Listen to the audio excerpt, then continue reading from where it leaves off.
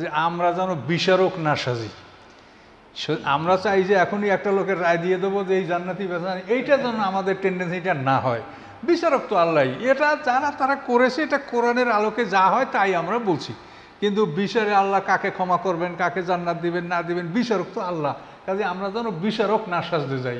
কাজে এই জন্য অত বেশি অগ্রসর আমার কি দরকার? যে সাহাবীদের ব্যাপারে যদি বিন্দুমাত্র কারো অন্তরে বিদ্বেষ থাকে, হিংসা থাকে, তাহলে সে মুসলমানদের দলভুক্ত হওয়ার যোগ্যতা রাখে না। এটা তো সাহাবায়ে কেরাম বলেছেন। কাজে যা বলেছেন আমরা তাই বলছি।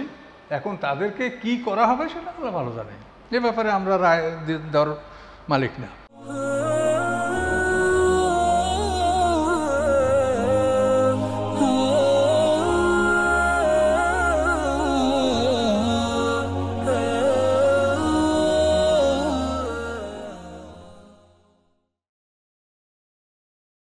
আলহামদুলিল্লাহি রাব্বিল আলামিন ওয়াসসালাতু ওয়াসসালামু আলা রাসূলিল কারীম ওয়া আলা আলিহি ওয়া সাহবিহি আজমাইন। দেশ ও প্রবাসে যারা আমাদের সাথে আছেন অথবা আমাদেরকে যারা দেখছেন, সকলের প্রতি আমাদের সালাম এবং শুভেচ্ছা। আসসালামু আলাইকুম ওয়া রাহমাতুল্লাহি ওয়া বারাকাতুহু। আশা করি আপনারা সকলেই ভালো আছেন। বরাবরের ন্যায় এবারেও আমরা আপনাদের সামনে উপস্থিত করেছি দেশ বরেণ্য আলেমে দ্বীন, বিশিষ্ট ইসলামী চিন্তাবিদ, ঐতিহাসিক এবং ভৌগোলিক ব্যাখ্যাতা, তাফসিরুল ওয়াফির সম্মানিত লেখক, বিদগ্ধ আলিম, বহু গ্রন্থ প্রণেতা অধ্যক্ষ মাওলানা মোজাম্মেল হককে। আশা করি আজকের আলোচনা এবং বিগত যে আলোচনাগুলি হয়েছে আপনাদের ভালো লেগেছে এবং আরও কী কী বিষয় আপনাদের জানতে আগ্রহী বা জানা দরকার, যেগুলি আমরা সচরাচর শুনতে পাই না, বা বহু এমন সমস্যা আছে যে সমস্যাগুলির সমাধান দেওয়ার মতো আমাদের মাঝে এ ধরনের কোনো বিদগ্ধ আলেম নেই। তো সেই জটিল বিষয়গুলি যদি আমাদেরকে কমেন্টস করে জানান, তাহলে অবশ্যই আমরা মোহতারামের কাছ থেকে সেই বিষয়গুলি আপনাদের সামনে পরিষ্কার করব। মহরমের অনেক বিষয় আমরা জানি, যে বিষয়গুলি আমরা প্রতিনিয়ত শুনে থাকব, কিন্তু আজকের এমন এমন বিষয় আলোচিত হবে যে বিষয়গুলি আমরা ইতিপূর্বে কখনো আমরা শুনতে পাইনি বা জানার চেষ্টাও করিনি। মহরম নিতান্তই একটি দুর্ঘটনা মুসলিম জাহানের জন্যে, মুসলিম জাতির জন্যে, কিন্তু এর চেয়েও বড় বড় দুর্ঘটনাগুলি আগে ঘটেছে যেগুলি আমরা অনেকেই জানি না। আজকের সেই ঘটনার আলোকেই আলোচনা করা হবে। আপনারা আমাদের সাথেই থাকুন।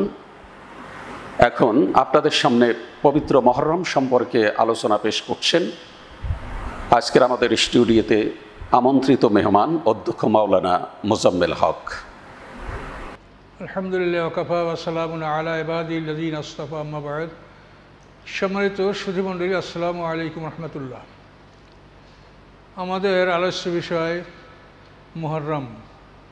তো এই মুহররমে পৃথিবীর সৃষ্টি থেকে আজ পর্যন্ত অনেক কিছু ঘটেছে এবং ভবিষ্যতে অনেক কিছু ঘটবে, কিন্তু আমাদের মুহররম আলোচনাটা সীমিত থাকবে যে ইসলামের আবির্ভাবের পর থেকে এই পর্যন্ত এই মুহররমের কী শুভ অশুভ দিকগুলি আমরা পাচ্ছি, এগুলি সম্পর্কে আমরা আলোচনা করব। আমরা পূর্বাপর বা বেশি অতীত বা আরও ভবিষ্যৎ সম্পর্কে মুহররমের যে বিষয়গুলি আছে সেগুলি নয়, আমাদের এই মুহাম্মদ সাল্লাল্লাহু আলাইহি ওয়াসাল্লাম থেকে এ পর্যন্ত মুহররমের সাথে সম্পৃক্ত যে বিষয়গুলি, এটা আমরা আলোচনা করব।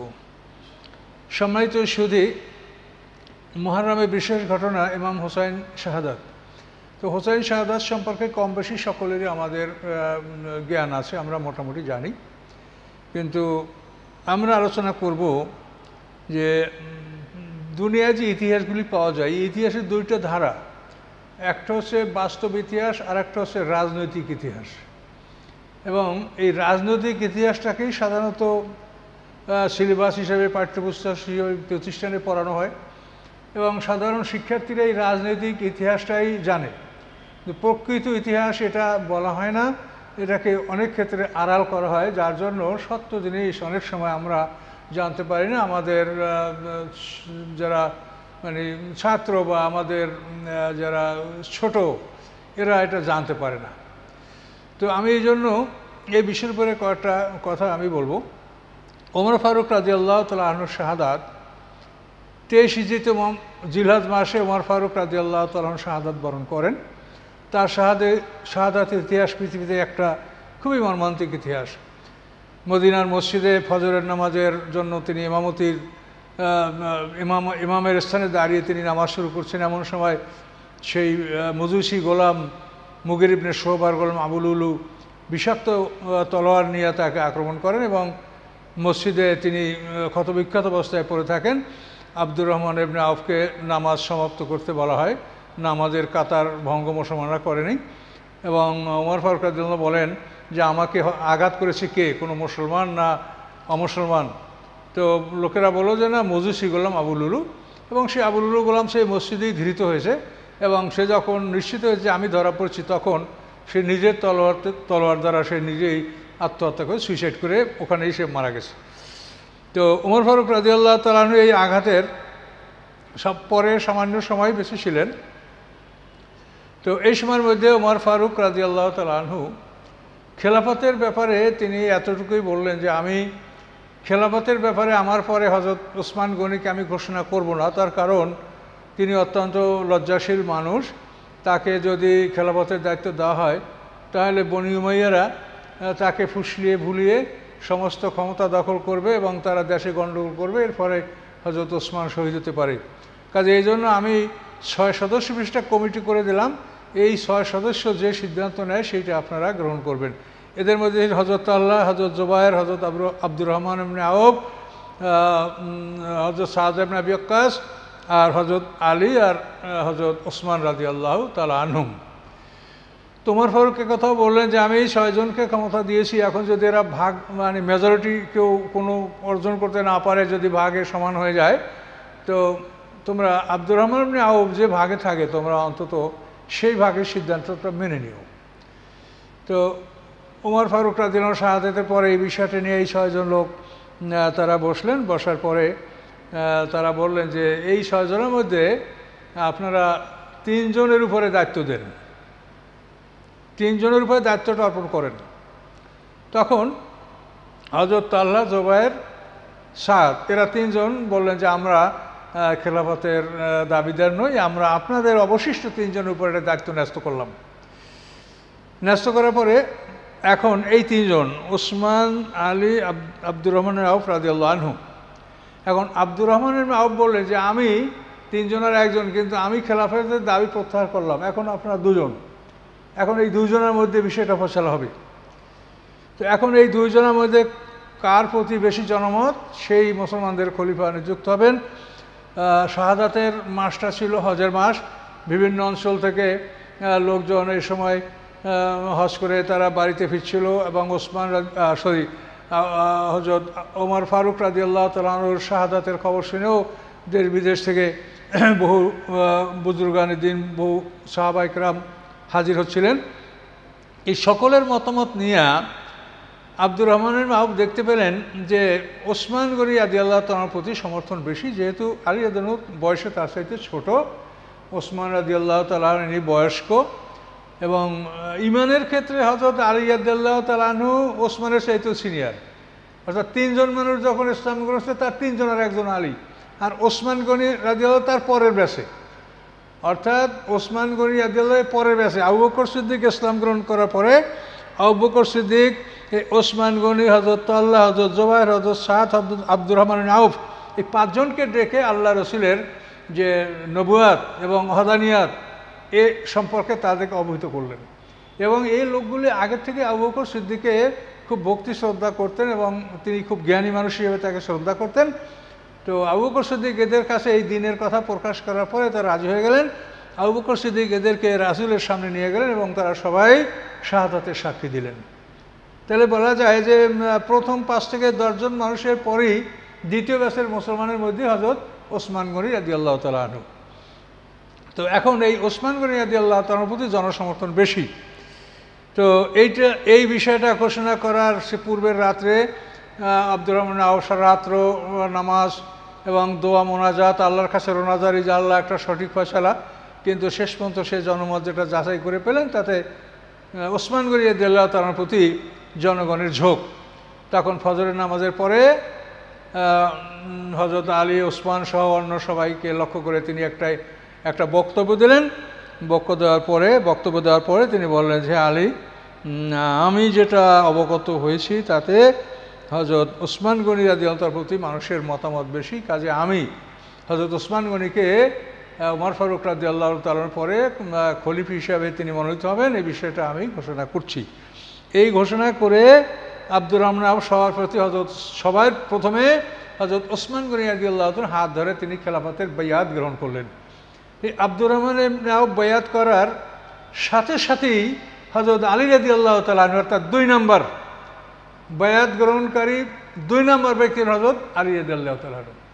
আব্দুর রহমান আউফের পরপরই হযরত আলী রাদিয়াল্লাহু তাআলা ওসমান গনি রাদিয়াল্লাহু তাআলার হাতে বায়াত গ্রহণ করলেন, এবং যখনই হযরত আলী রাদিয়াল্লাহু তাআলা বায়াত গ্রহণ করলেন তখনই সমস্ত সাধারণ মুসলমানরা হযরত ওসমান গনির হাতে বায়াত গ্রহণ করলেন।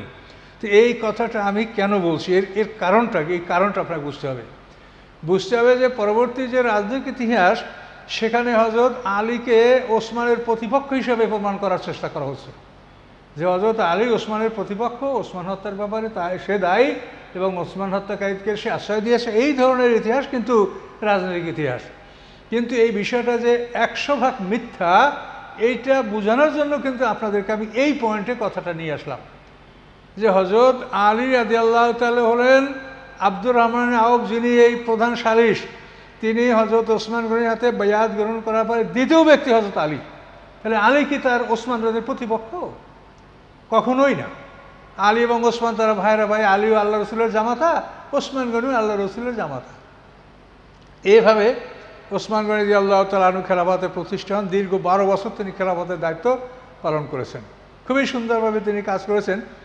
কিন্তু 6 বছর পার হয়ে যাওয়ার পরে তার মধ্যে ওই আত্মীয়তার যেটা আল্লাহ রসুল বলেছেন ওয়াহিয়াহুম ওসমান, যে ওসমান সবচাইতে লজ্জাশীল মানুষ, তার এই লাজুকতা এবং আত্মীয়দের প্রতি দরদ, বংশের প্রতি ভালোবাসা, এই কারণে উমাইয়ারা ধীরে ধীরে মানে এই বিশাল মুসলিম জাহান, 3টা মহাদেশ, এশিয়া, ইউরোপ, আফ্রিকা, 3টা মহাদেশব্যাপী মুসলমানদের বিশাল সাম্রাজ্য, যেটাকে ওমর ফারুক 8টা প্রদেশে ভাগ করেছিলেন এবং প্রত্যেক প্রদেশের জন্য আলাদা আলাদা গভর্নর নির্বাচন করেছিলেন। এই বিশাল সাম্রাজ্যের যে গুরুত্বপূর্ণ সমস্ত পদগুলি খোটাইয়া ওসমান গনি থেকে উমাইয়ারা এগুলো দখল করে নিল। এখন উমাইয়া কারা সেইটা বোঝেন। ওসমান গনি রাদিয়াল্লাহু নিজে উমাইয়া। ওসমান রাদিয়াল্লাহু পিতার নাম আফফান, আফফানের পিতার নাম আবুলাস, এই আবিলাজের পিতা হচ্ছে উমাইয়া, আর এই উমাইয়ার পিতার নাম হচ্ছে আব্দে শামস। আব্দে মান্নাফ এবং আব্দে দারারা 2 ভাই। তো আব্দে মান্নাফের 6টা ছেলে ছিল। এই আব্দে মান্নাফের 6 ছেলের মধ্যে 3 ছেলে হচ্ছে এক মায়ের। সেই 3 ছেলে হলো হাশিম, মুত্তালিব, আব্দে শামস। তো এই হাশিম, মুত্তালিব, এই 3 ভাইয়ের মধ্যে হাশিম মুত্তালিব ছিল এক মতের, আর আব্দে শামস ছিল আলাদা মত পোষণকারী। আর আমাদের নবী মুহাম্মদ সাল্লাল্লাহু আলাইহি ওয়াসাল্লাম, এই হাশিম হলো আমাদের নবীজির পর্দাদা। আমাদের নবীজির পিতার নাম আবদুল্লাহ, তার দাদার নাম আব্দুল মুত্তালিব, আব্দুল মুত্তালিব পিতার নাম হাশিম। তাহলে হাশিম, মুত্তালিব, আব্দে শামস এরা 3 জন আপন ভাই, কিন্তু হাশিম এবং মুত্তালিব একই মতামত পোষণ করতেন, কিন্তু আব্দে শামস ছিলেন আলাদা। এই আব্দে শামসের ছেলে হলো উমাইয়া, সেই উমাইয়ার থেকে হলো উমাইয়া বংশ। তো এখন জাহিলিয়াতে ইসলামের পূর্বে এই 2টা গ্রুপ, হাশিম মুত্তালিবের বংশধর এবং আব্দে শামসের বংশধর, এরা 2টা বংশ আপসে প্রতিদ্বন্দ্বী বংশ ছিল। এই জন্য সবসময় এক দল অন্য দলের উপরে কীভাবে প্রাধান্য লাভ করবে, কি বিষয়ে একে অপরের উপরে শ্রেষ্ঠত্ব নিয়ে আসবে, এই বিষয়গুলি তাদের মধ্যে প্রতিদ্বন্দ্বিতা চলতেছিল। এই প্রতিদ্বন্দ্বিতা চলতে চলতে বনি হাশিমের থেকে হাশিমের ছেলে মুত্তালিব আব্দুল মুত্তালিব, তার ছেলে আবদুল্লাহ, এই আবদুল্লাহ ছেলে মুহাম্মদ সাল্লাল্লাহু আলাইহি ওয়াসাল্লাম যখন নবুয়ত লাভ করলেন এবং এই নবুয়তের প্রচারটা যখন শুরু হলো, তখন এই আব্দে শামসের গ্রুপ উমাইয়া তারা মনে করলো যে এই বিষয়টা নিয়ে তারা আমাদের উপরে উঠে যাবে, আমাদের চাইতে তাদের সম্মান বেড়ে যাবে, যেহেতু আমাদের তো নবী নাই, আমরা নবী কোথায় পাবো।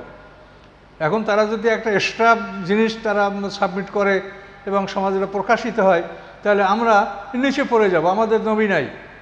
তো এই জন্য তারা চেষ্টা করছে যে মুহাম্মদ সাল্লাল্লাহু আলাইহি ওয়াসাল্লামকে কোনোভাবেই প্রতিষ্ঠিত হতে দেওয়া যাবে না। মুহাম্মদ সাল্লাল্লাহু আলাইহি ওয়াসাল্লাম প্রতিষ্ঠিত হওয়া বা ইসলাম প্রতিষ্ঠিত হওয়া, এটা হলো বনি উমাইয়াদের জন্য একটা পতন। তো এই উমাইয়ারা মনে করতো যে ইসলামের বিজয় এটা হচ্ছে মানে বনি হাশেম বনি মুত্তালিবের বিজয়। এই জন্য বনি উমাইয়ারা দেখেন আবু সুফিয়ানকে আবু সুফিয়ান ইবনে হরব ইবনে উমাইয়া, মাবিয়া ইবনে আবু সুফিয়ান ইবনে হরব ইবনে উমাইয়া, মারওয়ানকে মারওয়ান ইবনে হাকাম ইবনে আবিলাজ ইবনে উমাইয়া, আর ওসমান গনি উমাইয়া। কিন্তু একমাত্র ওসমান গনি রাদিয়াল্লাহু তাআলা উমাইয়াদের মধ্যে এই প্রথম দিকে ইসলাম গ্রহণ করছেন। উমাইয়াদের আর কোনো সদস্য তারা মানে প্রাথমিক যুগে ইসলাম গ্রহণ করেন নাই। উমাইয়ারা সবাই ইসলাম গ্রহণ করছে মক্কা বিজয়ের পরে। একমাত্র আবু সুফিয়ান আল্লাহ রাসূল যে রাত্রে মক্কা বিজয়ের জন্য মাররুজ জাহরানে অবস্থান করছিলেন, এর পরের দিন সকালেই মক্কা বিজয় হয়, সেই রাত্রে আবু সুফিয়ান ইসলাম গ্রহণ করেছে। তাও হযরত আব্বাস রাদিয়াল্লাহু তাআলা আনহুর নানা রকম বুঝানো এবং শেষ পর্যন্ত তার উপরে মানে প্রসার ক্রিয়েট করে তাকে বাধ্য করা হয়েছে, সে শেষ পর্যন্ত কলেমায়ে শাহাদাত পড়তে রাজি হয়েছে মাররুজ জাহরানে। তো এখান থেকে আমরা দেখতে পাচ্ছি যে উমাইয়াদের মধ্যে যারা ইসলাম গ্রহণ করছে তারা সবাই হচ্ছে তোলাকা, অর্থাৎ সাধারণ ক্ষমাপ্রাপ্ত। এরা রসুলের প্রকৃত সাহাবী নন, এরা সাহাবীদের তালিকাভুক্ত বটে, কিন্তু এরা 3 নম্বরের মুসলমান। এটা আপনাদেরকে আমি বারবার বলে থাকি, আপনারা স্মরণ রাখেন। ইসলামের শুরু থেকে হুদায়বিয়া পর্যন্ত যারা ইসলাম গ্রহণ করছে তারা 1 নম্বর মুসলমান। হুদায়বিয়া থেকে মক্কা বিজয় পর্যন্ত ইসলাম গ্রহণ করছে তারা 2 নম্বর মুসলমান। এবং এই 2 নম্বরের মধ্যেই মানে মুহাজির এবং আনসার এখানেই সমাপ্ত। অর্থাৎ মক্কা বিজয় পর্যন্ত মুহাজির এবং আনসার এটা সমাপ্ত। এরপরে আর কেউ মুহাজিরও হয়নি, আনসারও হয়নি। আর মক্কা বিজয়ের পরে যারা, এরা সাধারণ ক্ষমাপ্রাপ্ত মুসলমান। তো এখন এই উমাইয়া বংশের যত লোক তারা সবাই সাধারণ ক্ষমাপ্রাপ্ত মুসলমানদের অন্তর্ভুক্ত। এই কারণে দেখা যায় যে এই উমাইয়া বংশের যারা গভর্নর হয়েছে বা যারা ক্ষমতা লাভ করেছে, এই ক্ষমতা লাভ করে তারা ইসলামের বিধান অনুযায়ী তারা ন্যায় বিচার প্রতিষ্ঠা করতে সক্ষম হয়নি।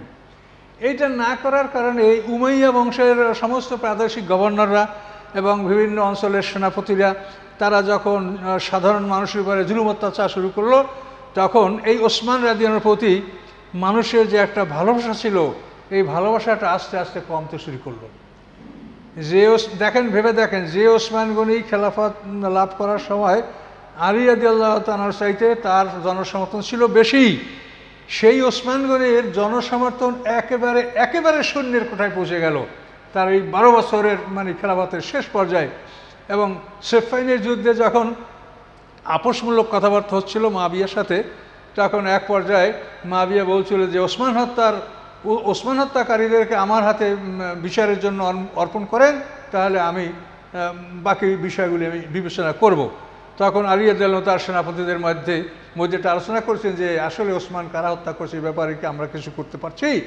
তো এই কথা যখন হযরত আলী রাদিয়াল্লাহু বললেন এবং এইটি নিয়ে চিন্তা ভাবনা করলেন, তখন হযরত আলী রাদিয়াল্লাহু সৈন্যবাহিনীর ভিতর থেকে 20,000 সৈন্য আলাগ হইয়া তারা সবাই বলল যে আমরা ওসমানকে হত্যা করেছি। তাহলে এখন দেখেন যে ওসমানের প্রতি মানুষের এই কতখানি অসন্তোষ, তার প্রতি জনসমর্থন একেবারে শূন্যের কোঠায় পৌঁছে গেছিল। এটা কেন পুষলো? এটা কি হযরত আলীর লোকেরা করছে বা হাশিমিরা করছে?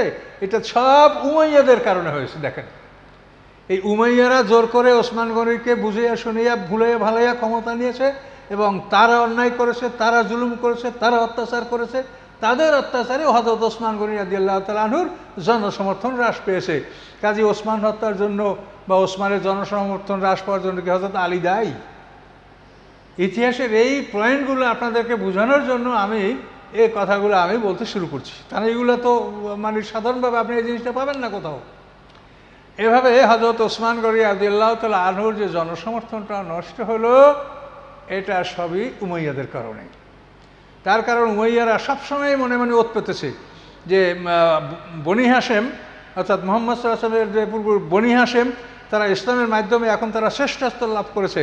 কাজে আমরা যদি সেই ইসলামেরও এই যে মূল শক্তিটা যদি আমাদের কবজে আমরা নিয়ে আসতে পারি তাহলে আমরা শ্রেষ্ঠ হব, কাজে ইসলামী শক্তিটাকে আমরা হস্তগত করব। এইটা ছিল বনি উমাইয়াদের মূল মানে চিন্তা ভাবনা। এই জন্যই তারা বহু আগের থেকে প্ল্যান নিয়ে এই কাজ করতেছিল। এখন দেখেন হযরত ওসমান গনি রাদিয়াল্লাহু তাআলা আনহুর সময় যে গণ্ডগোলগুলি হয়েছিল তার দুই একটা আপনাদেরকে বলে যাওয়ার মিশরে সারা মুসলিম জাহান থেকেই মানে অভিযোগ আসতেছিল মদিনায়। তো মিশরের গভর্নর ছিল আব্দুল্লাহ ইবনে সাদ ইবনে আবি সারা। এই আব্দুল্লাহ ইবনে সাদ ইবনে আবি সারা এমন এক ব্যক্তি যে মক্কা বিজয়ের সময় আল্লাহ রাসূল যে 8 জন পুরুষ এবং 4 জন মহিলা হত্যার তালিকায় রেখেছিলেন এর মধ্যে আব্দুল্লাহ ইবনে সাদ ইবনে আবি সারার নাম ছিল। এই আব্দুল্লাহ ইবনে সাদ ইবনে আবি সারা ইসলাম গ্রহণ করার পর সে মুরতাদ হয়ে গেছিল। আল্লাহ রাসূল তাকে কাতিব হয়ে নিয়োগ করেছিলেন, কিন্তু পরে সে মুরতাদ হয়ে যায়। মুরতাদ হয়ে সে মক্কায় পলায়ন করে এবং ওই মক্কা বিজয়ের পূর্বে যে একটা তালিকা করা হয়েছিল যে আমরা কাকে কাকে ক্ষমা করব, সেইখানে কাকে কাকে আমরা হত্যা করব, সেখানে 8 জন পুরুষ 4 জন মহিলার তালিকা, সেই তালিকায় আব্দুল্লাহ ইবনে সাদ ইবনে আবি সারার নামটা ছিল। এবং এই লোক ছিল হযরত ওসমান গনির দুধ ভাই। তো মক্কা বিজয়ের সময় আব্দুল্লাহ ইবনে সাদ ইবনে আবি সারাকে নিয়ে ওসমান গনি আল্লাহ রাসূল হাজির, ইয়া রাসূলুল্লাহ এই আব্দুল্লাহ ইবনে সাদ ইবনে আবি সারা আমার দুধ ভাই, আপনি ক্ষমা করে দেন। আল্লাহ রাসূল কথা বলেন না। এরপরে দ্বিতীয়বার ওসমান গনি আবার এই কথা বলেছেন, আল্লাহ রাসূল কোনো কথা বলেন না। তৃতীয়বার ওসমান গনি যখন এই অনুরোধ করেছেন তা আল্লাহ রাসূল তখন অনুমতি দেন, ঠিক আছে। তৃতীয়বারে আল্লাহ রাসূল তাকে ক্ষমার অনুমতি জ্ঞাপন করলেন। তো এরপরে আল্লাহ রাসূল সাহাবায়ে কেরামদেরকে বললেন যে তোমরা কি করলে, আমি যখন একবার দুইবার তাকে ক্ষমা করছিলাম না তখন এই ফাঁকে তোমরা তাকে হত্যা কেন করলে না? তো সাহাবীরা বলে, ইয়া রাসূলুল্লাহ আমরা তো বুঝতে পারিনি যে আপনি কেন বিলম্ব করছেন। তো এভাবেই যাই হোক আব্দুল্লাহ ইবনে সাদ ইবনে আবি সারা এর জীবন রক্ষা পেল, পরে সে ইসলাম গ্রহণ করলো। এরপরে হযরত ওসমান গনি রাদিয়াল্লাহু তাআলা আনহু জামানায় সে মিশরের গভর্নর হলো। গভর্নর পরে তার জুলুম অত্যাচার এমন পরিমাণে যে মিশর থেকে একদল লোক মদিনায় হাজির হলেন, হাজির হয়ে আব্দুল্লাহ ইবনে সাদ ইবনে আবি সারার বিরুদ্ধে অভিযোগ পেশ করলো। অভিযোগ পেশ করার পরে ওসমান গনি সব ক্ষেত্রেই হযরত আলী রাদিয়াল্লাহু তাআলা সহযোগিতা নিতেন। তিনি বলেন, আলী আপনি এদেরকে বুঝান, বুঝাই এদেরকে বলেন কিভাবে কি করতে হবে। তখন আলী যেন তাদেরকে বুঝালেন এবং বোঝানোর পরে তারা মোটামুটি রাজি হয়ে তারা ফিরে গেল যে না, ওসমান গনি ভালোভাবে দেশ শাসন করবেন, তিনি কঠোর হবেন এবং শান্তি শৃঙ্খলা ফিরে গেলেন। এই লোকগুলি মিশে ফিরে যাওয়ার পরে এই আব্দুল্লাহ ইবনে সাদ ইবনে আবি সারা তাদেরকে এমন পিটান দিলেন যে পিটানে একজন লোক একেবারে মারাই গেল। এই ঘটনা ঘটার পরে মিশর থেকে আবার প্রায় 700 লোকের একটা দল এরা মদিনায় চলে আসলো। চলে আসার পরে আব্দুল্লাহ ইবনে সাদ ইবনে আবি সারার এই কাহিনী বর্ণনা করলো। তখন আবার ওসমান গনি হযরত আলী রাদিয়াল্লাহু ডাকলেন যে আপনি এটার ব্যবস্থা করেন, কি করতে হবে বলেন। তখন হযরত আলী তাদেরকে বুঝালেন, ওসমান গনিও তাদেরকে বোঝাবার চেষ্টা করলেন। হযরত আলী রাদিয়াল্লাহু ওসমানকে যা বুঝাবার তা বুঝালেন। এবার ওসমান গনি বললেন যে আমি আর কখনো মুআবিয়ার কথা শুনবো না, আমর ইবনে আজের কথা শুনবো না, সাইদ ইবনে আজের কথা শুনবো না, মারওয়ানের কথা শুনবো না, আমি প্রবীণ সাহাবীদের পরামর্শ অনুযায়ী আমি সব কাজ করব, তোমরা নিরাপদ থাকো। এভাবে ওসমান গনি রাদিয়াল্লাহু তাআলা আনহু জুমার খুতবায় বক্তব্য দিলেন। আর ওই যে মিশর থেকে 700 লোক আসলো, তারা দাবি করলো যে আমরা আব্দুল্লাহ ইবনে সাদ ইবনে আবি সারার পদত্যাগ চাই, তার পরিবর্তে আপনি মুহাম্মদ ইবনে আবু বকরকে মিশরের গভর্নর করে আমাদের সাথে রওনা করে দেন। তখন ওসমান গনি তাদের এই দাবি মানলেন এবং মুহাম্মদ ইবনে আবু বকরকে মিশরের গভর্নর করে কাগজপত্র রেডি করে দিলেন এবং তার সাথে মদিনা থেকে বিশেষ সাহাবায়ে কেরামও ঘটনা তদন্তের জন্য মিশরে রওনা হয়ে গেলেন। 3 মঞ্জিল পার হলেন। 3 মঞ্জিল পার হওয়ার পরে তারা দেখলেন যে হঠাৎ করে একটা মানে হাফসি গোলাম একটা উটের উপরে শহরে দ্রুত চলে যাচ্ছে। এদের সন্দেহ হলো। তখন তারা সেই গোলামকে থামালো। থামার পর জিজ্ঞাসা, তুমি কে, কোথায় যাচ্ছ? আমি কখনো বলে মারওয়ানের গোলাম, কখনো বলে আমি ওসমান রাদিয়াল্লাহু গোলাম, আমি মিশরে যাচ্ছি। কেন? তো ওরকম এটা সেটা বলে মানে কথাকে এড়িয়ে যাওয়ার চেষ্টা করছে। তখন সাহাবায়ে কেরাম তাকে সন্দেহ করে তার মধ্যে তল্লাশি চালাইয়া তার কাছে চিঠি পাওয়া গেল। সেই চিঠিতে দেখা গেল যে হযরত ওসমান গনি মিশরের গভর্নর আব্দুল্লাহ ইবনে সাদ ইবনে আবি সারাকে লিখেছে যে মুহাম্মদ ইবনে আবু বকর এবং তার সাথীরা মিশরে পৌঁছা মাত্রই তুমি তাদেরকে হত্যা করো, কতল করে দাও। এই চিঠি পেয়ে এদের মাথা গরম হয়ে গেল যে কী ব্যাপার, যেখানে ওসমান গনি আমাকে গভর্নর করে পাঠালো, আবার পিছনে এই আদেশ। তখন ওই গোলাম, উট, চিঠি সহ এরা ঘুরিয়া মদিনা আসলো। এসে হজরত সাদ ইবনে আবি ওয়াক্কাস, আব্দুর রহমান, হজরত জুবায়ের, হজরত আলী সবাইকে ডেকে, আরও বুজুর্গানের দিনদেরকে ডেকে দেখা যায় এই দেখেন অবস্থা। তখন এরা এই চিঠি নিয়ে হজরত ওসমান গনির কাছে গেল। ওসমান গনি একদম আল্লাহর কসম করে বলেন, আল্লাহর কসম এটা আমার না, আমি এটা করিনি। তখন সবাই বুঝতে পারলো যে ওসমান গনি এটা করতে পারেন না, এটা করছে কে? তাহলে মারওয়ান। এই মারওয়ান হলো ওসমান গনি রাদিয়াল্লাহু তাআলা আনহুর ইনি জামাই এবং ইনি ছিলেন উজির। এই মারওয়ান সম্পর্কে আল্লাহ রসুলের ঘোষণা ছিল যে মারওয়ানের পিতা হাকাম, এই হাকাম সহ মারওয়ানকে আল্লাহ রসুল মদিনা থেকে নির্বাসন দিয়েছিলেন। তার কারণ এর পিতা এতই বদমাইশ লোক ছিল, সে নিজে রসুল সাইজা তারপরে মানুষকে মানে সাহাবি বানাইয়া ওয়াজ করতো, এই মারওয়ানের বাবা। তো এই মারওয়ানের পিতা সহ তাকে মদিনা থেকে নির্বাসন দেওয়া হয়েছিল। কিন্তু ওসমান গনি রাদিয়াল্লাহু তাআলা আল্লাহ রসুলের কাছে অনুমতি চেয়েছিলেন যে ইয়া রাসূলুল্লাহ, মারওয়ান আমার আত্মীয়, মারওয়ান ইবনে হাকাম ইবনে আবিলাজ ইবনে উমাইয়া, মানে তাতে সম্পর্কে চাচাতো ভাই হয়, তো আমার বংশের লোক, আমি তাকে ফিরিয়ে আনবো। তো উনি যখন ওসমান গনি রাদিয়াল্লাহু তাআলা তাকে যখন ফিরিয়ে আনেন, তখন লোকেরা জিজ্ঞাসা করছিল যে আল্লাহ রসুল তাকে নির্বাসন দিচ্ছে, আপনি তাকে ফিরিয়ে আনলেন কেন? তিনি বললেন যে আমি আল্লাহ রসুলের কাছে তাকে ফিরিয়ে আনার জন্য অনুমতি নিয়ে রেখেছিলাম। তো এই মারওয়ান, এই যে দুষ্ট লোক, এই লোক ওসমান গনি এক মেয়ে বিয়ে করেছিল এবং তার উজির ছিল। এই ওসমান হলো যে এই মারওয়ান, দেখেন মারওয়ান ইবনে হাকাম ইবনে আবিলাজ ইবনে উমাইয়া, এই লোকগুলো কারা? এই যে গন্ডগোল, ওসমান হত্যার যে কারণ, এটা কারা? ইতিহাসে তো আপনি দেখবেন যে হযরত আলীর প্রতিপক্ষ মুহাম্মদ ইবনে আবু বকর ওসমানকে হত্যা করেছে। এগুলি সম্পূর্ণ মিথ্যা এবং ভুল তথ্য। এই সব কিছু উমাইয়ারা এটা ঘটিয়েছে। উমাইয়ারা অতি পরিকল্পিতভাবেই ওসমান রাদিয়াল্লাহু তাআলা আনহুর এই বিষয়গুলি তারা ঘটিয়েছে। তারা বলে যে জঙ্গে জামাল, জঙ্গে সিফিন এটা ওসমান হত্যার বিচারের জন্য হয়েছে, আর আমি বলি যে ওসমান হত্যার বিচার না করার জন্য তারা এটা করেছে।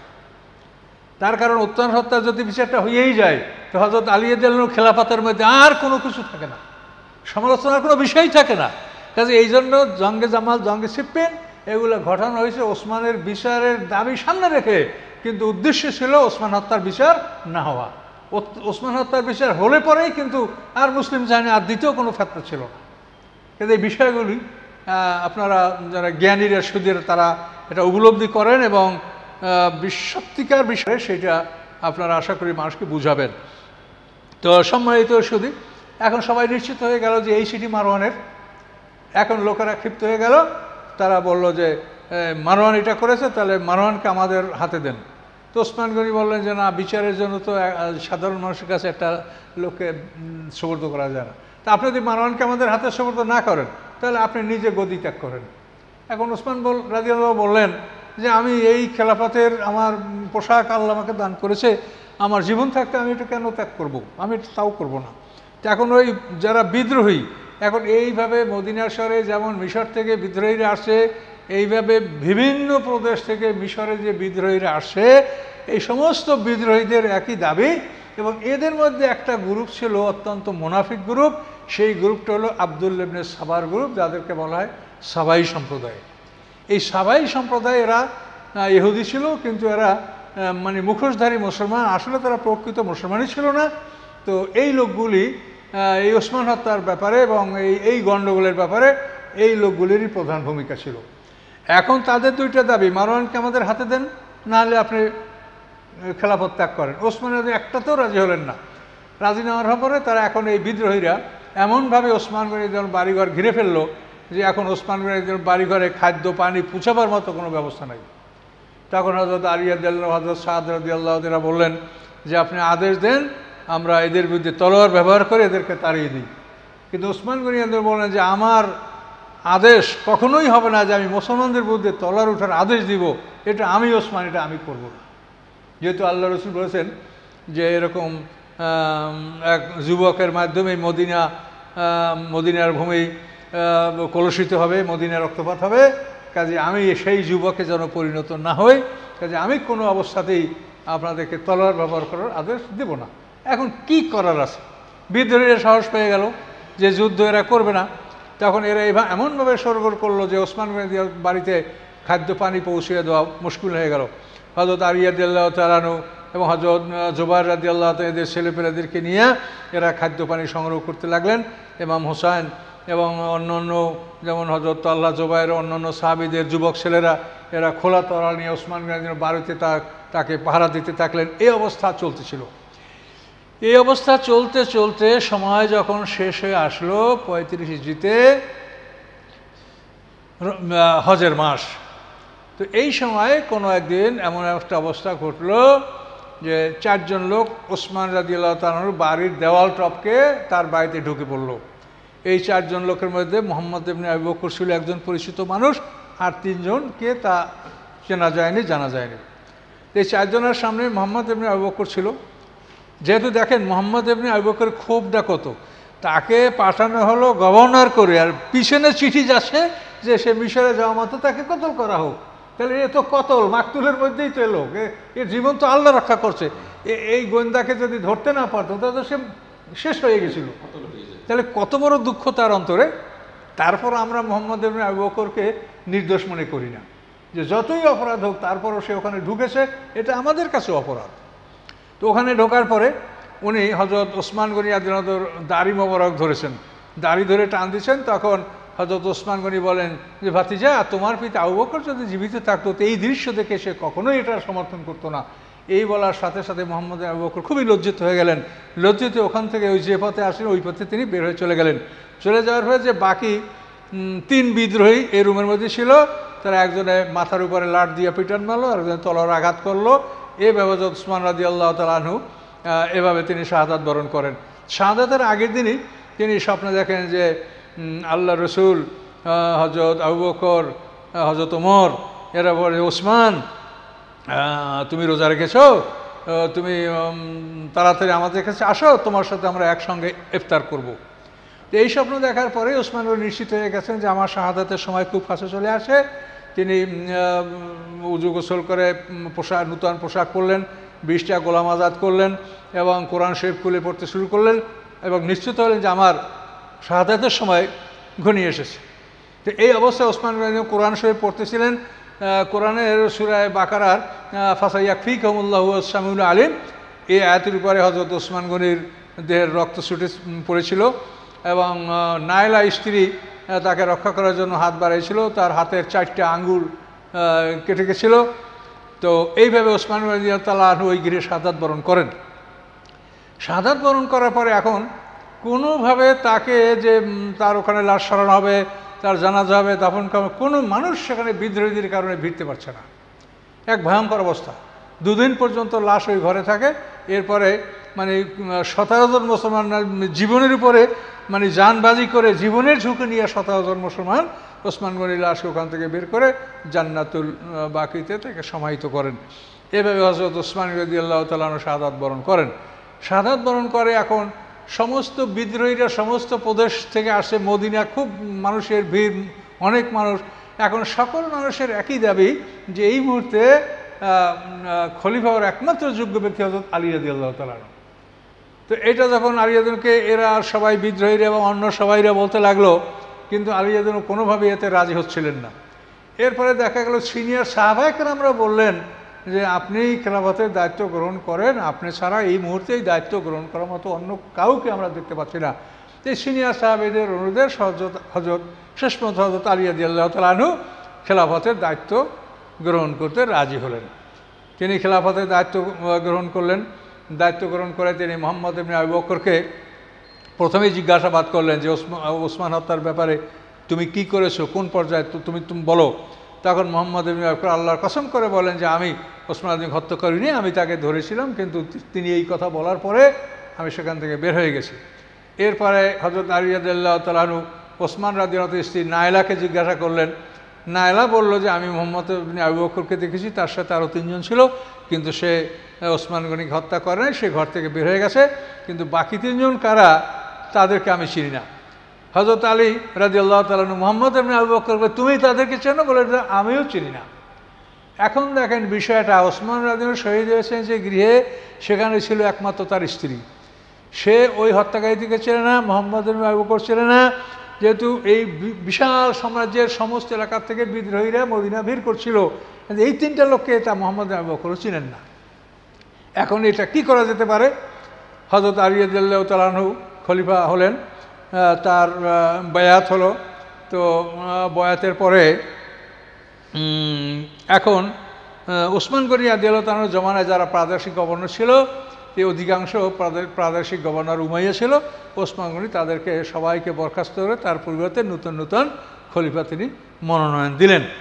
কিন্তু সবাই হযরত আলী রাদিয়াল্লাহু আদেশ মেনে নিলেন, কিন্তু সিরিয়ার খলিফা যে মুআবিয়া, যে দীর্ঘ 22 বছর পর্যন্ত সে সিরিয়ার প্রাদেশিক গভর্নর ছিল, এই মুআবিয়া হযরত আলী রাদিয়াল্লাহু তাআলার বায়াত গ্রহণ করতে অস্বীকার করলো। সে বলল যে ওসমান হত্যার বিচার না করা পর্যন্ত আমি হযরত আলীর বায়াত গ্রহণ করব না। তো এই যতই বিষয়টাকে সামনে ফেলে, এর পিছনে ছিল রাজনৈতিক উদ্দেশ্য, একটা রাজতন্ত্র প্রতিষ্ঠা করা। হযরত আলী রাদিয়াল্লাহু শক্তিকে খর্ব করতে পারলেই তখন বনি হাশেমদের শক্তি শেষ হয়ে যাবে, তখন বনি উমাইয়ারা ইসলামকেও ইসলামী শক্তি, যেটা সারা পৃথিবীতে ইসলামী শক্তি তাদের কবজায় এসে যাবে, এই ছিল তাদের উদ্দেশ্য। এই উদ্দেশ্য নিয়ে তারা অগ্রসর হতে লাগলো। মৌসুম দেশে হজের মৌসুম, এই মৌসুমে অধিকাংশ সাহাবীরা হজে গেছেন। এই হজে হযরত আয়েশা সিদ্দিকা, উম্মে সালমা, হাফসা রাদিয়াল্লাহু তাআলা আনহা, আল্লাহ রাসূলের 3 স্ত্রীও হজে গিয়েছিলেন। তালহা, হযরত জুবায়ের, হযরত তালহা এরাও হজে গিয়েছিলেন। তো এই মারওয়ান সেও বরখাস্ত। তো এই মারওয়ান মক্কায় গিয়া হযরত তালহা, জুবায়ের এবং আয়েশা সিদ্দিকাকে এমনভাবে সে বুঝাতে সক্ষম হয়েছে যে ওসমান হত্যার বিচার এটা খুব জরুরি, এবং ওসমানকে যারা হত্যা করেছে তারা আলীর পক্ষের লোক, এবং আলীর পৃষ্ঠপোষকতায় ওসমানকে হত্যা করা হয়েছে।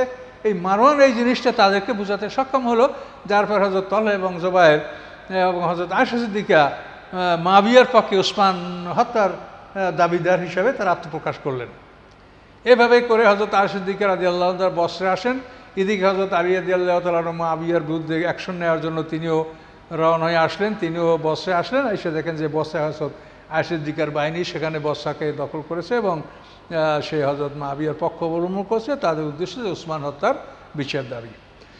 হযরত আলী রাদিয়াল্লাহু আসিয়া তখন হযরত তালহা, হযরত জুবায়ের এদেরকে হযরত আলী রাদিয়াল্লাহু কাছাকাছি ডেকে, এরা তো একই আশার মশার রোকন। তো হযরত জুবায়েরকে ডেকে বললেন যে হযরত জুবায়ের, তুই মনে করে দেখো, এমন একটা দিন ছিল যে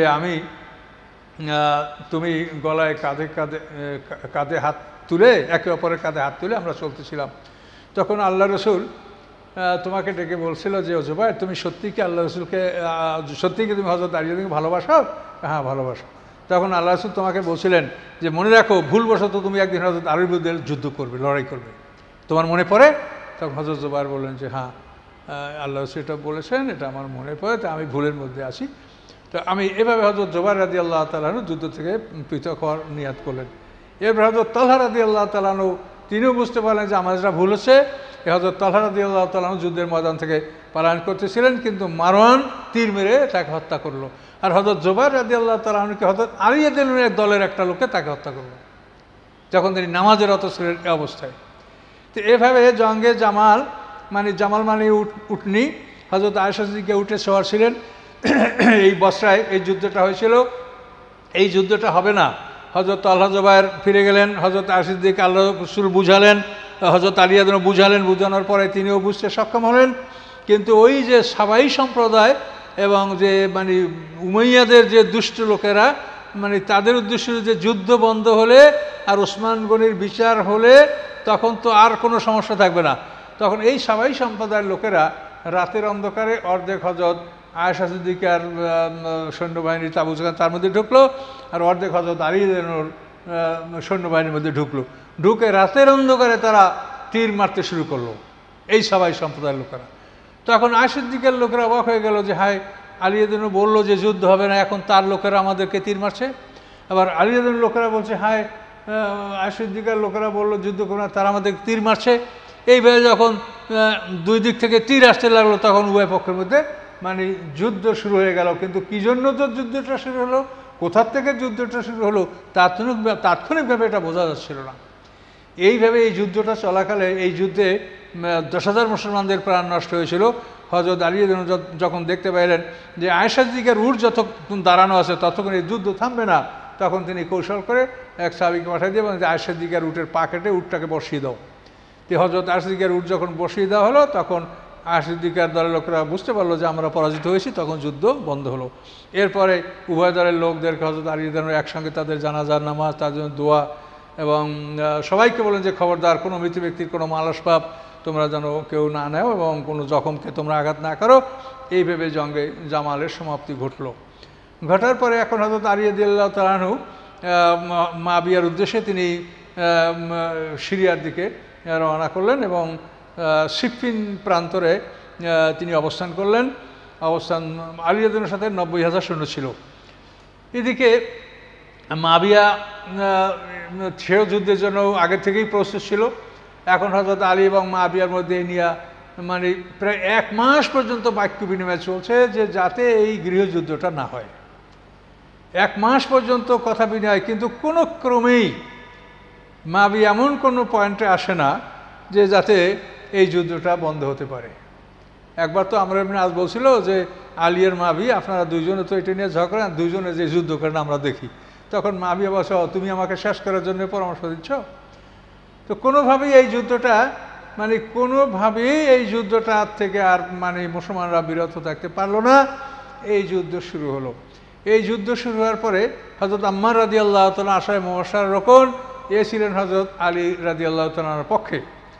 তো এই আম্মার সম্পর্কে আল্লাহ রাসূলের একটা হাদিস আছে, মদিনার মসজিদ যখন প্রথম নির্মাণ করা হয় খালি ইট দিয়ে এবং খেজুর পাতা দিয়া, তখন হযরত আম্মার রাদিয়াল্লাহু তাআলা আনহু খুব শ্রম দিচ্ছিলেন।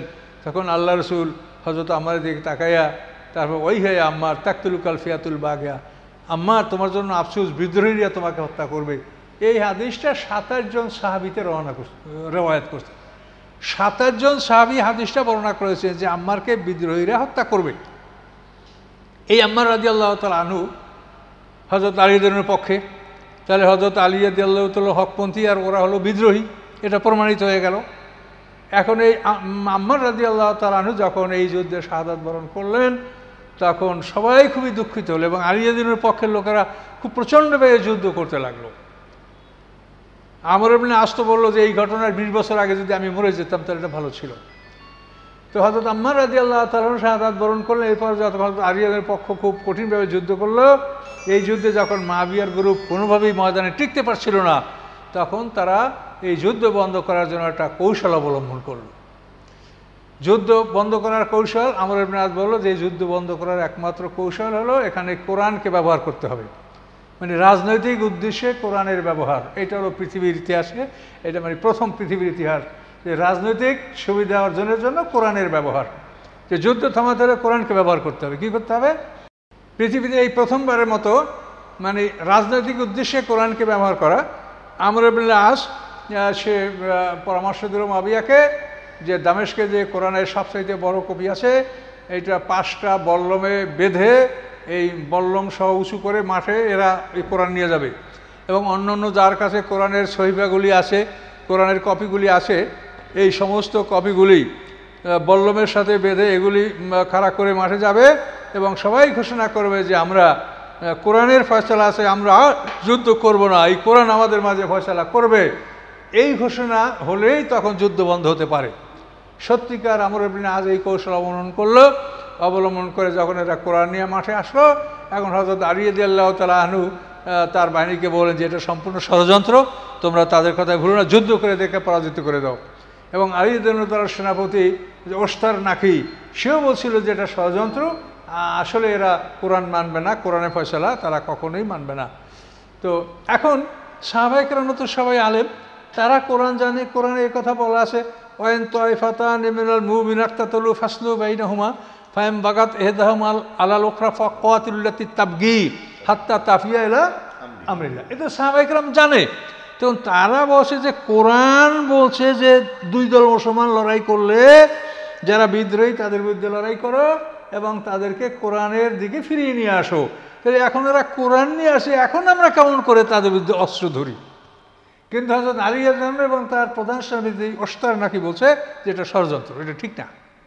কিন্তু আলী রাদিয়াল্লাহু আনহুর অধিকাংশ সেনাপতিরাই যুদ্ধ করতে রাজি হলো না, এবং হযরত আলী রাদিয়াল্লাহু আনহু যখন তাদেরকে বারবার বলতে লাগলেন তখন তারা হযরত আলীর সাথে খারাপ ব্যবহার করলো, যে আপনি যদি এটা বলেন তা আপনার অবস্থা, আপনার পরিণতি ওসমানের মতো হবে। তখন হয়তো আলী রাদিয়াল্লাহু আনহু নীরবতা অবলম্বনকে বাধ্য হলেন। শেষ পর্যন্ত সিদ্ধান্ত হলো যে হ্যাঁ ঠিক আছে, কোরআন দ্বারা ফয়সালা হবে।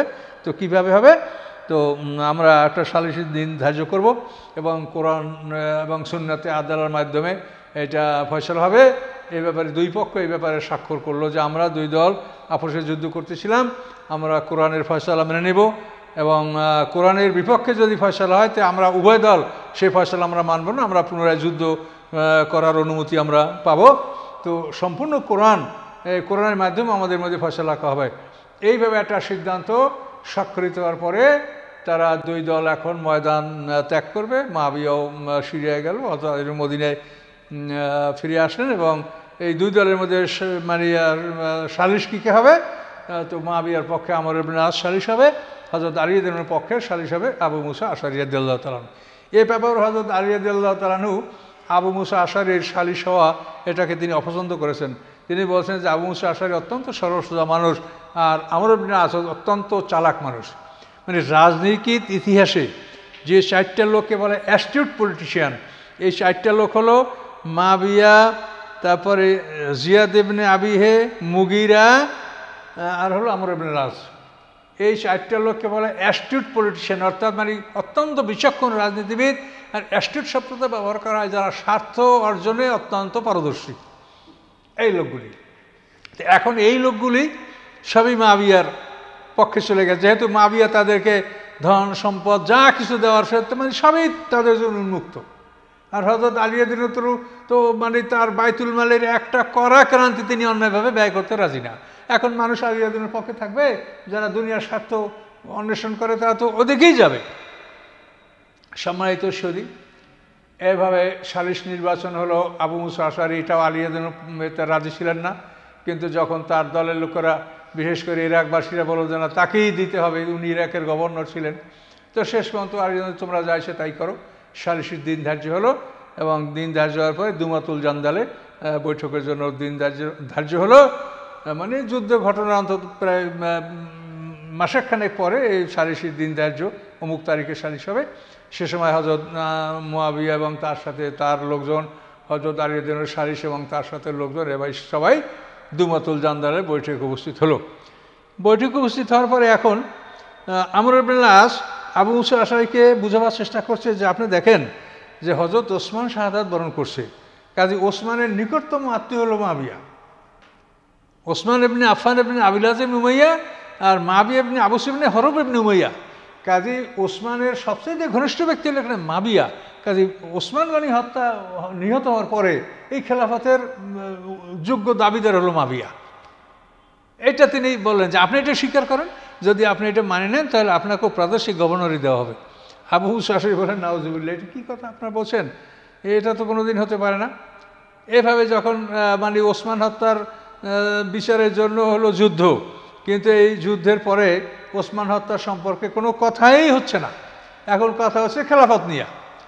এরপরে শেষ পর্যন্ত অনেক কথা কাটাকাটি পরে আমর ইবনে আস আর একটা চাল চাললো।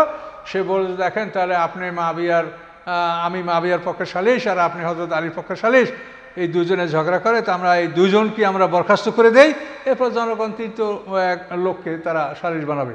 কিন্তু এইটা ছিল একটা চালাকি। তার কারণ এখানে ঘটনাটা এমন না যে মুসলমানদের 8টা প্রদেশ, এই 8টা প্রদেশে 4টে প্রদেশ লোক মুআবিয়াকে সমর্থন করছে আর 4টে প্রদেশের লোক আলীকে সমর্থন করছে। একে উভয় যদি ব্যালেন্স থাকে সে সময় বলা যায় যে আপনারা দুইজন হটেন, কিন্তু এখানে বিষয়টা তো তা না। হযরত আলী রাদিয়াল্লাহু আনহু ন্যায়সঙ্গত খলিফা, মুসলমানদের বিশাল 8টা প্রদেশ, এই সবাই হযরত আলীকে মেনে নিয়েছে, তার হাতে বায়াত গ্রহণ করে। শুধু একা মুআবিয়া এটা অস্বীকার করছে।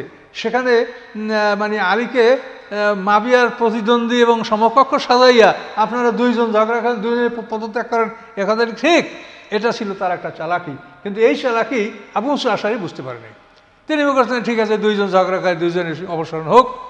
তো এখন যখন আবু মুসা আশআরী রাজি হলেন তখন আমর ইবনে আস মানে কঠিন চাল চাললো সে বলল যে আপনি মুরব্বী, তাহলে আপনি ঘোষণাটা আগে করেন, তো আমি পরে করব।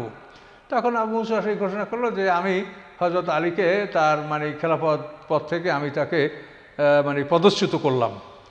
করার পরে এখন আমর ইবনে আস মুআবিয়াকে পদচ্যুত করবে। আমর ইবনে দারাই বলে যে দেখেন, আলীর সালিস হযরত আলীকে খেলাফত থেকে পদচ্যুত করেছে, এখন আমি মুআবিয়াকে সারা মুসলিম জাহানের খলিফা ঘোষণা করলাম। এইভাবে ধোঁকাবাজি যখন করা হলো তখন চরম মুসলমানদের মধ্যে ক্ষোভ সৃষ্টি হলো। আবু মুসা আশআরী এখান থেকে এমনভাবে বের হয়ে গেলেন যে জীবনে আর তিনি বাড়ি ফেরেন নাই, যে মানুষে পারে এইরকম ধোঁকাবাজি করতে। এটা তো এই যুগের যারা অমুসলিম তারাও এরকম ধোঁকাবাজি করে না, কত বড় ধোঁকাবাজি। এইভাবে শেষ পর্যন্ত এই সালিসি আর হলো না। হযরত আলী রাদিয়াল্লাহু ক্ষমতা আছে, ইচ্ছা করলে সে যুদ্ধ করতে পারতেন, কিন্তু তিনি যুদ্ধ করতে রাজি হলেন না। যে এইভাবে মুসলমানদের জীবন নষ্ট করে কি দরকার আছে, যা ওরা করেছে তো আল্লাহই দেখে। হযরত আলী যুদ্ধ করতে আর রাজি হলেন না।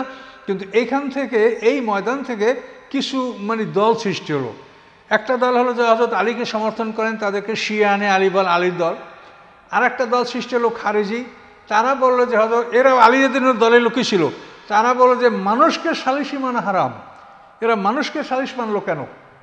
তো এইটা হযরত আলী ভুল করছে, ওমর ইবনে আস, মুআবিয়া সবাই ভুল করছে, মানুষকে সালিস মানা যাবে না। এই দলটা হলো খারিজি। আর একটা দল হলো রাফিজি। এই রাফিজি হলো অমান্যকারী। এই রাফিজি হলো ওরা যারা সাহাবায়ে কেরামদেরকে অমান্য করেছে।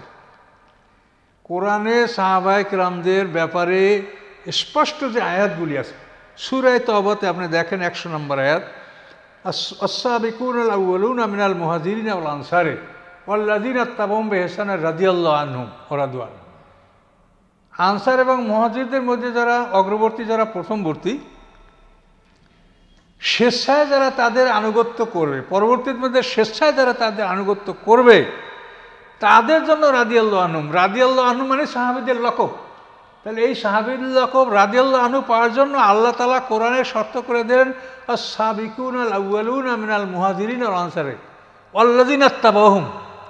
তো এই আল্লাহ তাআলা সরাসরি কোরআনে এই শর্ত করে দিলেন, অথচ এরা সাহাবীদের বিপক্ষে এবং এরা অবাধ্য। এই দলটাকে বলা হলো রাফিজি। এই দলগুলি সেখানে সৃষ্টি হলো। সৃষ্টি হওয়ার পরে এখন এই যুদ্ধের পরে হযরত আলী রাদিয়াল্লাহু তার মনোবল নষ্ট হলো এবং এই খারিজিরা বিভিন্ন দেশে উৎপাত শুরু করে দিল এবং দেশে মানে মুআবিয়ার দল, তার সৈন্যবাহিনী আলী রাদিয়াল্লাহুর প্রদেশগুলির মধ্যে বিভিন্ন জায়গায় মানে তারা আক্রমণ শুরু করে দিল। এর মধ্যে এই 36 হিজরিতেই সিফফাইনের যুদ্ধ হয়েছে। 2 বছর পরে 38 হিজরিতে মিশরের শাসক ছিল মুহাম্মদ ইবনে আবু বকর, যাকে হযরত ওসমান গনি মনোনয়ন করছিলেন। তিনি শাহাদাতের পর আলী রাদিয়াল্লাহু তাকে মনোনয়ন করছিলেন মিশরের গভর্নর। এই মিশরের গভর্নর মুহাম্মদ ইবনে আবু বকর আমর ইবনে আস 38 হিজরিতে মিশর আক্রমণ করলো। মিশর আক্রমণ করার পরে মুহাম্মদ ইবনে আবু বকর তার বিরুদ্ধে লড়াই করলো, মদিনায় খবর জানালো, মদিনা থেকে সাহায্যকারী একটা বাহিনীও পাঠানো হয়েছিল। কিন্তু প্রতিমধ্যে দুশমনরা তাদেরকে বিষ প্রয়োগ করে, ভুল বুঝে বিষ প্রয়োগ করে তাদেরকে হত্যা করে ফেললো। ফলে মুহাম্মদ ইবনে আবু বকর মদিনার সাহায্যটা আর লাভ করতে পারলেন না, তিনি এই যুদ্ধে পরাজিত হলেন। পরাজিত হওয়ার পরে সেই মুআবিয়ার যে সেনাপতি ছিল তার নামও মুআবিয়া ইবনে খাদিজ। এই মুআবিয়া ইবনে খাদিজ মুহাম্মদ ইবনে আবু বকরকে ধরে গাধার মরার চামড়ার মধ্যে ঢুকাইয়া তাকে আগুনে পোড়াইয়া তাকে মেরে ফেলল। এবং তাদের কথা হলো যে মুহাম্মদ ইবনে আবু বকর হযরত ওসমান গনির হত্যাকারী। কিন্তু এটা কি সত্য? এটা তো একেবারেই সত্য না। তাদের যদি উদ্দেশ্য থাকতো যে ওসমান হত্যা তারা বিচার করবে, তা দুমাতুল জান্দালে প্রথম ইস্যুটা তারা এটা উপস্থাপ করতো যে ওসমান গনিকে কে হত্যা করলো, এবং ওসমান গনি হত্যা করার যে কারণটা যদি উদ্ঘাটন করা হয়, তাহলে এই সবচাইতে বেশি দোষী ব্যক্তি হবে মারওয়ান। মারওয়ান ইবনে হাকাম ইবনে আবিলা বিন উমাইয়া, সে উমাইয়া সম্প্রদায়ের লোক মারওয়ান। সে যদি এইরকম ওসমান গনির শিল সাকর জাল না করে এটা পাঠাতো, তাহলে কোনো ক্রমেই ওসমান গনি রাদিয়াল্লাহু তাআলার বিরুদ্ধে সাধারণ মানুষ বিদ্রোহী হতো না। তো ওসমান হত্যার মূল কারণ হলো মারওয়ান। কিন্তু এই মারওয়ানকে তারা আশ্রয় দিল। এই মারওয়ানকে তারা, যে মারওয়ান তো মদিনার গভর্নর ছিল, এই মারওয়ানকে তারা আশ্রয় দিল। মারওয়ান শেষ পর্যন্ত মুআবিয়ার পরিবারের লোক। এই মারওয়ানের সহজ দিয়েই তারা ওসমান গনির রক্তমাখা জামা তারা সিরিয়া নিয়ে যেতে সক্ষম হলো। নাইলার কাটা আঙ্গুল এগুলো সিরিয়া কীভাবে গেল? মদিনাকে সিরিয়া কি 1-2 দিনের রাস্তা? এগুলি সব এই মারওয়ানের মাধ্যমে হয়েছে। এই মারওয়ান যে ওসমান হত্যার জন্য সবচাইতে দায়ী ব্যক্তি, তাকে তো একবারও জিজ্ঞাসাবাদও করা হলো না। আর মোহাম্মদ ইবনে আবু বকর যে এই কাজটা করেনি, অবশ্যই সে ওখানে ঢুকেছে, এটা অন্যায়। সেজন্য অন্যায়ের বিচার কি হতে পারে, সে একজন কাজী বা ইসলামের আদালত সেটা বিচার করবে। কিন্তু সেই জন্য মোহাম্মদ ইবনে আবু বকর জ্যান্ত পোড়াইয়া মারা হলো, আর মারওয়ানকে জিজ্ঞাসাবাদও করা হলো না। এটা কি খোলাফায়ে রাশিদিনের উত্তরসূরি যারা, এটা কি তাদের কাজ হতে পারে?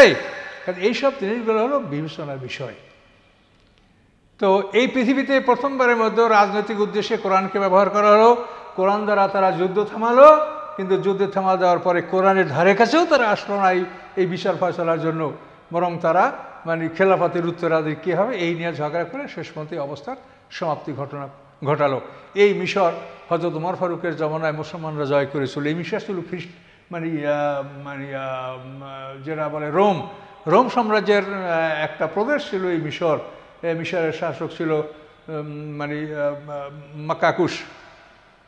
তো এভাবে এই রোম যেই মিশর মুসলমানরা ওমর ফারুক রাদিয়াল্লাহু জমানায় বিধর্মীদের হাত থেকে দখল করলো, এবং সেই মিশর আফ্রিকা, কায়রোয়ান এগুলি সবই তো মুসলমানদের অধীনস্থ রাষ্ট্র ছিল। সেইখানে মোহাম্মদ ইবনে আবু বকর মুসলমানদের একজন শাসক, যাকে হযরত উসমান গনি মনোনয়ন দিয়েছিলেন, হযরত আলী মনোনয়ন দিয়েছিলেন, সেই লোকটা এভাবে তারা নির্মমভাবে হত্যা করে। এভাবে সময় পার হতে থাকে। তো পার হতে হতে এভাবে হযরত আলী রাদিয়াল্লাহু তাআলা আনহুর এভাবে তার জীবনের সময়টা পার হতে থাকে। অতি সংকটের মধ্যেই তার জীবন পার হয়। এভাবে হতে হতে 40 হিজরিতে হযরত আলী রাদিয়াল্লাহু তাআলা আনহু শাহাদাত বরণ করেন, এবং তাকে হত্যা করে আব্দুল্লাহ ইবনে বালজাম খারিজি একটা লোক। 3 জন খারিজি 3টা কাজ করতে গেছিল। যে একজন মনে করছে আমি মাবিক হত্যা করব, আরেকজন গেছে যে আমি ওমর ইবনে আজকে হত্যা করব, আরেকজন গেছে আলীকে হত্যা করব। কিন্তু ওরা তো নিজেরা রাজকীয়ভাবে নিজেদেরকে পাহারাদার বডিগার্ড দিয়ে সব সুরক্ষিত ছিল, কাজে ওদের 2 জনকে কাউকে তারা হত্যা করতে পারে নাই। কিন্তু আব্দুল্লাহ ইবনে বালজাম হযরত আলী রাদিয়াল্লাহু তাআলাকে হত্যা করতে সক্ষম হয়েছেন। আলী রাদিয়াল্লাহু শহীদ হবেনের আগের রাতে তিনি স্বপ্ন দেখেন আল্লাহ রসুলের সাথে তার দেখার পরে হযরত আলী বললেন, ইয়া রাসূলুল্লাহ, আপনার উম্মত থেকে আমি বড় কষ্ট পাচ্ছি। তখন আল্লাহ রসুল বলেন যে তুমি তাদের বিরুদ্ধে বদদোয়া করো। তখন হযরত আলী বললেন যে আল্লাহ, আমার পরিবর্তে তাদেরকে খারাপ শাসক দান, আমাকে উত্তম মানুষ আপনি দান করেন। এই দোয়া হযরত আলী করলেন, এবং হাসানকে স্বপ্নের কথা জানালেন। এই ঘটনার এক রাত পার হতেই এই আব্দুল্লাহ ইবনে বালজাম হযরত আলী রাদিয়াল্লাহু তাআলাকে আঘাত করলেন। ফজরের সময় তিনি এভাবে আঘাতপ্রাপ্ত হলেন, এবং তিনি শাহাদাত বরণ করলেন।